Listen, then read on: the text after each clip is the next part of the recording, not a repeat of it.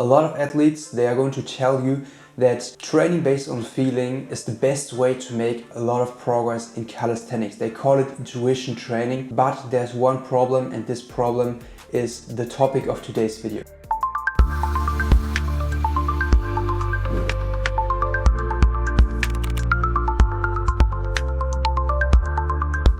Okay, before we get straight into the value, let me first of all share a really quick story of myself, because when I started with calisthenics, I had no one telling me what to do. I was just going into my training, attempting a lot of different skills because I thought they are looking cool, so I need to train them. So I was training the handstand, I was training the planche, the front lever, the back lever, the muscle up and the human flag, and maybe even more skills all at the same time, and I had no idea how to train these skills. So I just went into my training and I did a lot of attempts, I did some band work, and my trainings, sometimes they even lasted like 5 hours. So I went into the training and I left it extremely fatigued. Sometimes I also left my training extremely disappointed because it was not feeling productive. I was just doing so many different things at the same time. I was spreading myself far too thin and I was so tired afterwards that I couldn't do anything productive after my training. So I was basically just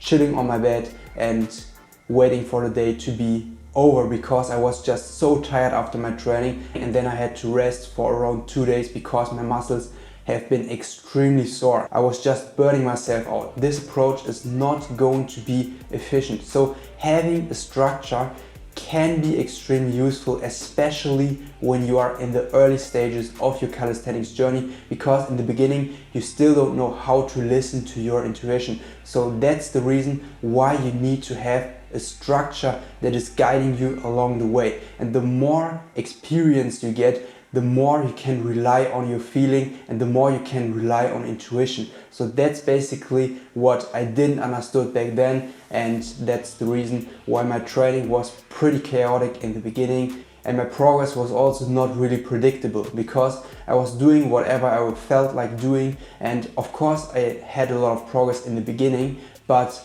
after just a few years or a few months I realized, okay, my progress is not really there, I need to change something. And that's the point when I started to incorporate a structure into my training. So first of all, I had no structure, I just went into my training, I did what I felt like doing, I did what I saw on YouTube, but then I also went into the complete opposite. So I always took a piece of paper with me and I was always writing down everything. How many sets, how many seconds did I manage to hold the one-arm handstand? And this was also killing my joy in the training. So being extremely strict is not the way to go, but only relying on your intuition in the beginning is also not the way to go. So in this video I'm going to explain to you how I would start all over again from zero if I would lose all of my progress right now, because I wouldn't be extremely structured, but on the other side I also wouldn't only rely on feeling and on intuition. I would find the right balance, and this balance is a pretty structured balance in the beginning. Okay, first of all, you need to understand that structure is extremely important in your training, because a structured training plan is going to bring you from point A to point B. So it's basically the bridge from your current situation to your goal. So in order to create a really great structure, you first of all need to identify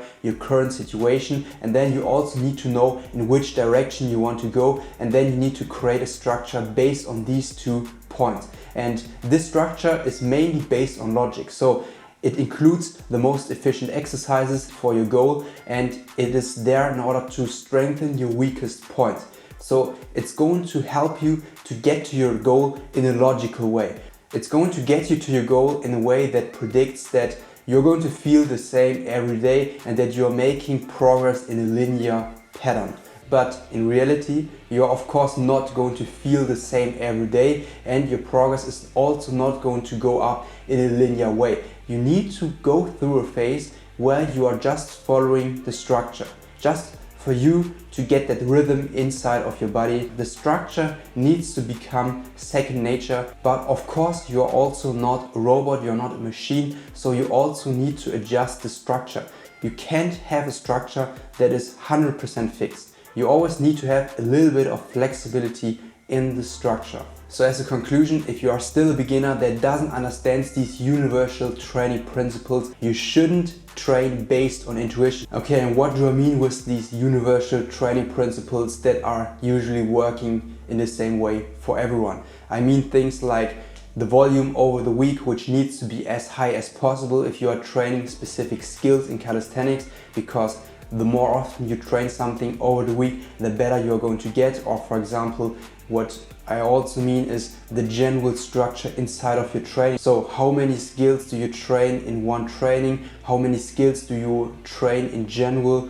How do you structure your training in one day? Because if you, for example, start with dips for 10 sets and then you continue with planches and then in the end you finish with one-arm handstands, then you are completely doing it wrong. So you first of all need to understand these general principles in order to have something that you can use as your foundation. Because if you don't have this foundation, training based on feeling is not going to lead you anywhere. It's not going to be predictable. So you need to have this structure in the back of your mind. And that's basically everything about this topic. If you still have some questions, then you can leave them down in the comments, or you can also just shoot me a DM on Instagram. I'm going to leave my DMs open for everyone that has questions. And that's it for this video. Thanks a lot for watching. See you in the next one.